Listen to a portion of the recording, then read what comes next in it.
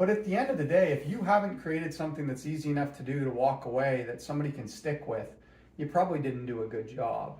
And I think the other challenge is we don't do a good enough job painting the whole picture for people and making them understand the true lift that's required for them to get to point A to B.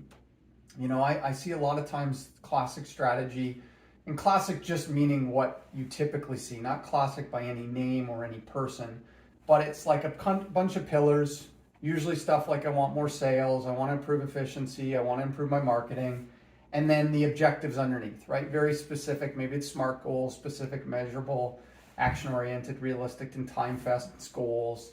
And I want to move from here to there. So OKR is another one, objectives and key results that comes to mind. There's nothing wrong with that.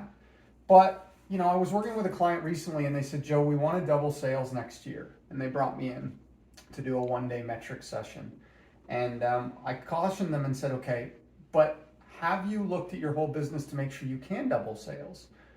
And they said, well, what do you mean? I said, well, okay, if you double sales, do you have the tech in place to be able to support the additional work? Do you have the compliance in place and understand the repercussions if you're not compliant with all the new things you want to do?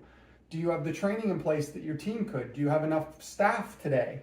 And so when you start taking that one thing you want to do and flowing it to all the areas of the business it might apply to, you start realizing it's a much bigger thing that has to happen. And so I teach businesses in strategic planning to look at the whole business first, identify exactly where they want to go in all areas of the business, including things that may not be today, but future. Like for me, do I want to grow? That's on my path 3 to 5 years from now.